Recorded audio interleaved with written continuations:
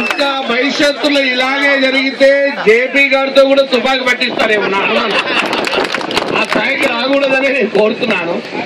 ఇక ప్రభుత్వ యంత్రాంగం పోలీసులు కేసులు పెడుతున్నారు. ఆ జేపీ గారి పక్కనుంటే ఆదినారాయణ మీద కేసు పెట్టారట. బహుశా నేను కూడా చాలాసార్లు పక్కనున్నా, ఇప్పుడు కూడా పక్కనున్నా. దమ్ముంటే ధైర్యం ఉంటే కేసులు పెట్టమని అడుగుతున్నా. కబ్జాదారులను కూడా దమ్ముంటే నీకు మా సంగతి తేల్చుకోమని చెప్తున్నా. ఓపెన్ గా సవాల్. నీకు చేతనైతే అమాయకమైన రోడ్డు మీద గుట్టబెట్టుడు కాదు, మా మీద కావాలంటే కేసులు పెట్టుకో. నేను గనక కేసులు పెట్ట చేత కాకపోతే మేమే ఒకరోజు జైలు బరో అని చెప్పి పిలిపించి కేసులు పెట్టించుకుంటాం.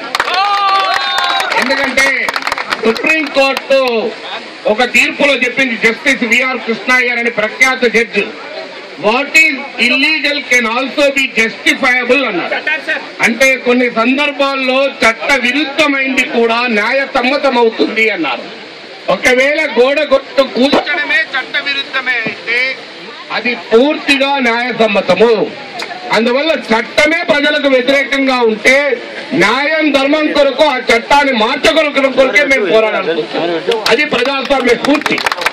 అందువల్ల నడి రోడ్డు మీద గోడ కట్టడమే కాదు, ఇక్కడ మనకు ఆల్వాల్ వెంకటాపురంలో మీరు పేపర్లో చూసింటారు, టీవీలో చూసింటారు, జేపీ గారికి బాగా తెలుసు. ఆల్వాల్ వెంకటాపురంలో ఒక స్కూల్ ని కబ్జా పెట్టేశారు. స్థానికంగా ఉన్న అధికార పార్టీ నాయకులు, మాజీ మున్సిపల్ చైర్మన్, ఆయనకు మద్దతుగా ప్రతిపక్షాలు నాయకులు కూడా ఉన్నారు. విచిత్రం ఏంటంటే అది అఖిల పక్ష కబ్జా అన్నట్టు. దాంట్లో ఏం తేడా లేదు. వాళ్ళు కబ్జా పెట్టి పిల్లలు, పేద బిడ్డలు రైల్వే ట్రాక్ బట్టి గుడిసెలేసుకున్నటువంటి పాలమూరు కార్మికుల బిడ్డలు, వాళ్ళు 300 మంది టౌన్ లో కూర్చున్నారు. ఒక 10 సార్లు రిక్వెస్ట్ చేశాం. కోర్టులో గెలిస్తే కౌంట్, వాళ్ళు మళ్ళీ కబ్జాదారులు పోతే కౌంటర్ వేస్తానికి కూడా మన ప్రభుత్వ యంత్రాంగం ముందుకు రాలేదు. అప్పుడు జిల్లా అభివృద్ధి సమీక్ష సమావేశంలో గంట సేపు సమావేశం జరగకుండా ఆపాం. జేపీ గారు లాంటి వాళ్ళు కూడా మద్దతు ఇచ్చారు. ఇవాళ పరిస్థితి ఏంటంటే ఇక తప్పలేదు వాళ్ళకి. ఇవాళ బిల్డింగ్ కట్టారు, షెడ్లు వేశారు, రేపో మాపో ప్రారంభోత్సవానికి సిద్ధమైపోయింది. అంటే మనం పోరాడితే ఖచ్చితంగా ప్రజల వనరులను, ప్రజల సంపదను మనం కాపాడుకోవడానికి ఇది ఒక ఉదాహరణ. ఇవాళ ఇక్కడే కాదు, అమీర్పేటలో చూసాం, బాగలింగంపల్లిలో చూసాం, ఎల్బీ నగర్ లో అయితే అసలు ఒక్క పార్కు లేకుండా అన్ని ఆక్రమించేస్తున్నాం. దానికి పోలీసు యంత్రాంగం, రెవెన్యూ యంత్రాంగం, స్థానిక నాయకులు, జిహెచ్ఎంసీ అధికారులు, ఇది ఒక అపవిత్ర కూటమిగా మారిపోయింది. ఈ 4 రెవెన్యూ అధికారులు ఉన్నారు, పోలీసు అధికారులు ఉన్నారు, అలాగే రాజకీయ నాయకులు ఉన్నారు. ఇక కలెక్టర్ గారు అధికార యంత్రాంగానికి రెవెన్యూ చట్టాలు తెలియకపోతే మళ్ళాంటి వాళ్ళకన్నా రెవెన్యూ చట్టాలు తెలియదు అనుకుంటారు. జయప్రకాష్ నారాయణ గారు లాంటి సీనియర్ ఐఏఎస్ అధికారికి వీళ్ళు రెవెన్యూ చట్టాలు చెప్పాల్సిన అవసరం లేదు. ఇక అది కూడా వాళ్ళు చెప్పదలుచుకున్న చేయలేదు. అందువల్ల ఏ చట్టము అనుమతించకుండా కూడా కబ్జాదారులకు రాజకీయ నాయకుల మద్దతుతో జరుగుతోంది. ఇంతకుముందు జయప్రకాష్ గారు ఒకటి కోరారు, అసలు చట్టం దీనికి ఒక టాస్క్ ఫోర్స్ పెట్టాలి, ఒక యంత్రాంగం ఉండాలి అని. సమస్య ఏంటంటే దీన్ని ఏర్పాటు చేయాల్సినటువంటి ప్రభుత్వమే అసలు ఇలా భూ కబ్జాదారుల మద్దతుతో నడుస్తుంది. భూ కబ్జాదారులను ఏమన్నా అంటే ప్రభుత్వం పతనమైపోతుంది. అంటే అర్థం ఏంటి? కబ్జా చేసుకుంటే నువ్వు ఎమ్మెల్యే కావచ్చు, కబ్జా చేసుకుంటే కార్పొరేటర్ కావచ్చు, కబ్జా చేసుకుంటే ఎంపీ కావచ్చు. మాలాంటి వాళ్ళు పొరపాటున కబ్జా చేయకుండా ఎమ్మెల్యేలు ఎమ్మెల్సీలు అయ్యాం. అది అనుకోకుండా మీలాంటి వాళ్ళ మద్దతుతో అయ్యాం. అందువల్ల కబ్జా రాయిళ్లను ఓడించి కబ్జా భూముల్ని కాపాడే వాళ్ళు శాసనసభలకు, పార్లమెంట్లకు పోతేనే ఈ కబ్జా సంగతి అవుతుంది.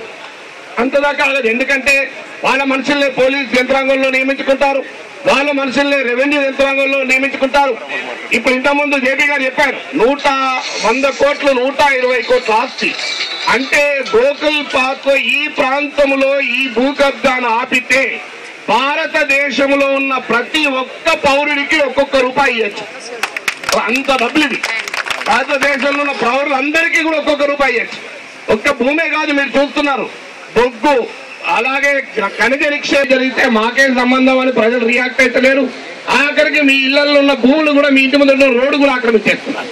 అప్పుడన్నా మనం రియాక్ట్ కాకపోతే ఇవాళ రోడ్డు మీద గోడగట్టారు, రేపు మీ ఇల్లు కూడా కబ్జా చేసి పడేస్తారు. మనం అప్పటి వరకు కూడా ఊరుకుంటే అది కూడా ఎంతో కాలం ఉండదు. అందువల్ల ఈ పోరాటాన్ని మనం పూర్తి స్థాయిలో కొనసాగించాలి. ఇంతకుముందు జయప్రకాష్ గారు చెప్పారు, శాసనసభలో లేవనెత్తారని, శాసన మండలిలో లేవనెత్తాం, కోర్టుకు వెళ్ళాం, జీవోలు వచ్చాయి. పేదవాళ్లకు భూములు కనుక ఇల్లు కట్టుకొని జీవిస్తే వారికి రెగ్యులరైజ్ చేయబడి జీవోలు వస్తే ముఖ్యమంత్రితో సహా పెద్దలందరూ రెగ్యులరైజ్ చేసుకున్నారు. పేదవాడు 5 లక్షల భూమిని కాపాడడం కష్టమైపోతోంది. కానీ 5 కోట్ల భూమి ఆక్రమించగలిగితే ఖచ్చితంగా హాయిగా ఆక్రమించచ్చు, ఏం బాధలేదు. అందువల్ల రాష్ట్ర ప్రభుత్వానికి హెచ్చరిస్తున్నాం, ఒకవేళ మీరు వినకపోతే మేము కూడా నిరసనగా అసెంబ్లీని కబ్జా పెడతాం. మీరు ఇస్తారా మాకు? నిజంగా నిరసనగా కావాలని చేయం, కానీ నిరసనగా అసెంబ్లీ మాదే అని చెప్పి క్లెయిమ్ చేస్తాం. ఇచ్చేస్తారా? నిజాం నవాబు మా తాతకి ఇచ్చిందని చెప్తాం. మరి ఒప్పుకుంటారా? అందువల్ల ఎక్కడికి పోతున్నారు మీరు? అందువల్ల బహుశా ఇచ్చినా ఇస్తారు, అందుకే మనం జాగ్రత్త పడాలి. మనకి ఏ పోతే ఎవరికైనా కబ్జాదారునికి ఇచ్చేస్తారు.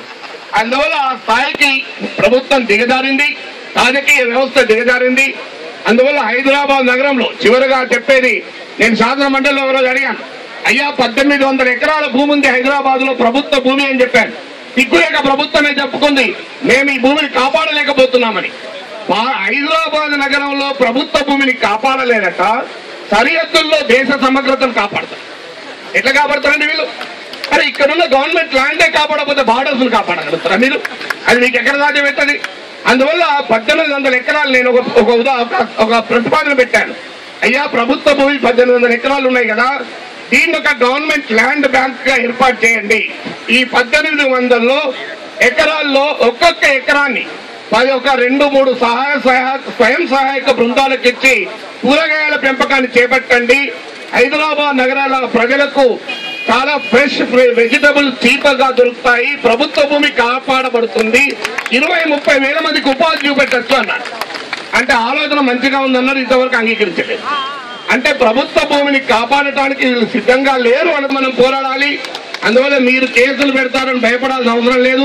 మరోసారి చెప్తున్నాం, మేము లిఖిత పూర్వకంగా ఇవ్వడానికైనా సిద్ధమే. మీకు చాతనైతే దమ్ముంటే మాపై కేసులు పెట్టండి, మమ్మల్ని జైల్లో పెట్టండి, మేము సంతోషంగా ఉంటామని చెప్తున్నాం. అందువల్ల మా సవాళ్ళు స్వీకరించమని ప్రభుత్వాన్ని అడుగుతున్నాం. ఈ పోరాటాన్ని చట్టసభల్లో కూడా తీసుకెళ్తాం, శాసన మండలి శాసనసభలో కూడా తీసుకెళ్తాం, అన్ని జిల్లా అభివృద్ధి సమీక్ష సమావేశాలకు తీసుకెళ్తాం. ఈ ఉద్యమాన్ని కుట్రదారులు ఓడిపోయేంత వరకు మనం ఐక్యంగా పోరాడాలని విజ్ఞప్తి చేస్తూ మరోసారి జయప్రకాష్ నారాయణ గారికి మీ అందరికీ హృదయపూర్వకంగా మద్దతు తెలియజేస్తూ సెలవు. నమస్కారం. అలాగే రాబోయే కొద్ది రోజుల్లోనే ఇప్పటికే బొటానికల్ గార్డెన్స్ మీద చూడాల్సి ఉంది. ఇప్పుడు సిపిఎం రాష్ట్ర కార్యవర్గ సభ్యులు నరసింహరావు గారిని మాట్లాడాల్సిందిగా కోరుతున్నాను. విషయం కాకుండా అనివార్యంగా పండుగ రోజే ప్రజా ఉద్యమం ప్రారంభించినటువంటి జయప్రకాష్ నారాయణ గారికి, వారి మిత్రులు అందరికీ కూడా సిపిఎం తరఫున మొదటిగా అభినందనలు తెలియజేస్తాం. ఎందుకనంటే జేపీ గారే చెప్పారు, పండుగ అంటే దానికి ఉన్న ప్రాధాన్యత, అందులో సంక్రాంతికి ఉన్న ప్రాధాన్యత. అయినప్పటికీ ఆలస్యం కాకూడదు, ప్రజల్ని ఉద్యమోన్ముఖులు చేయాలి. ప్రజా సమస్యల మీద ప్రజలు నడుం బిగిస్తే తప్ప ప్రజా ఉద్యమాలు విచక్షణ రాహిత్యంగా ఏంటంటే లాఠీ చార్జీలు చేద్దంటే అనేకమైనటువంటి చేస్తున్నారు. దానికోసం సిఆర్పి ఉంది, బార్డర్ సెక్యూరిటీ ఫోర్స్ ఉంది, సరిపోతే ర్యాపిడ్ యాక్షన్ ఫోర్స్ ఉంది, ఆక్టోపస్ ఉంది, ఇలాగ అనేకమైనటువంటి కొత్త రక్షణ సంస్థలు ఏర్పాటు చేస్తున్నారు. కానీ దురదృష్టకరమైంది, జయప్రకాష్ నారాయణ గారు చెప్పినట్టుగా అసలు ప్రజల ఆస్తులు రక్షించడానికి ఏమైనా ర్యాపిడ్ యాక్షన్ ఫోర్స్ అవసరం ఉందా లేదా అనేటువంటిది ఈ రోజు ప్రజల మధ్య చర్చ జరగాల్సిన అవసరం ఉంది. ఇవాళ ప్రభుత్వం చిత్తశుద్ధి ఉంటే రాబోయే కాలానికి శుభ సూచకమని చెప్తున్నాం. అందుకనే ఇవాళ ఈ భూ ఆక్రమణ పోరాటమే ఇవాళ వసంతనగర్లో రోడ్డే కాదు, ఇవాళ మొత్తం రాష్ట్రంలో జిల్లాలో రంగారెడ్డి జిల్లాలో హైదరాబాద్ లో ఈ రాష్ట్రంలో ఏంటంటే ప్రజల హక్కులు రక్షించడం కోసం ఈ అంకురార్పణ ఇది సజీవ పోరాటంగా ముందుకు సాగాలి. ప్రజల కోసం, ప్రజా హక్కుల కోసం, ప్రభుత్వ భూముల కోసం అవసరమైతే ప్రజలే నడిపించాలి. అవసరమైతే అలాంటి ప్రజలకి, ప్రజా ఉద్యమాలకి జయప్రకాష్ నారాయణ కావచ్చు, నాగేశ్వర్ గారు కావచ్చు, చుక్కారామయ్య గారు కావచ్చు, ఇలాంటి సుదీర్ఘమైనటువంటి కల్మషం లేనటువంటి ఎలాంటి మచ్చలు లేనటువంటి ప్రజా జీవితంలో నిర్మించాలని ప్రజలు మన ప్రజలందరికీ కూడా ఏంటంటే ఆత్మవిశ్వాసం ఇచ్చి ఆ విధంగా నిరంతర కార్యాచరణ వైపుకి ఈ ఉద్యమాన్ని ప్రారంభించడంలో ప్రజలు సూచకంగా చర్చలు మరొకసారి జయప్రకాష్ నారాయణ గారు ప్రారంభించిన ఈ ఉద్యమాన్ని సిపిఎం తరఫున బలపరుస్తూ మేము కూడా ఇందులో భాగవస్తులు అవుతాం. మీ మీద కేసులు కాదు, అవసరమైతే అందరి మీద కేసులు పెట్టినా కేసుల్ని ప్రతిఘటించేలా సరే ఈ ప్రజా ఉద్యమం కోసం ముందుకు నిలబడతామని చెప్పి మరొకసారి తెలియజేస్తూ ఈ అవకాశం ఇచ్చిన మిత్రులందరికీ కూడా ధన్యవాదాలు తెలియజేశారు. నాయకులు డాక్టర్ కె నరేష్ గారు వచ్చారు, వారిని మాట్లాడవలసిన కోరుతున్నాం. అనేక కాలనీల నుంచి హైదరాబాద్ నగరంలో ఇక్కడ రెయిన్ ట్రీ పార్క్ నుంచి వాళ్ళ వైస్ ప్రెసిడెంట్ గారు నెల్లూరు శ్రీనివాస్ గారు, అలాగే సాయి చౌదరి గారు, గోకుల్ పార్ట్స్ వారు, వసంతనగర్ కాలనీ నుంచి పెద్దలు విజయరామరావు గారు, ఇందాక జయప్రకాష్ గారు కోర్టు చేసిన వెంకటరమణ కాలనీ నాయుడు గారు, మలేషియా టౌన్షిప్ పెద్దలు, ఇతర పార్టీల నాయకులు అందరూ వచ్చారు. దయచేసి అందరూ మాట్లాడడానికి అవకాశం ఉంటుంది, కొంచెం ఓపిక పట్టవలసిన కోరుకుంటూ Bharatiya Janata Party state education cell నాయకులు డాక్టర్ నరేష్ గారిని మాట్లాడమని కోరుతా ఉన్నాను.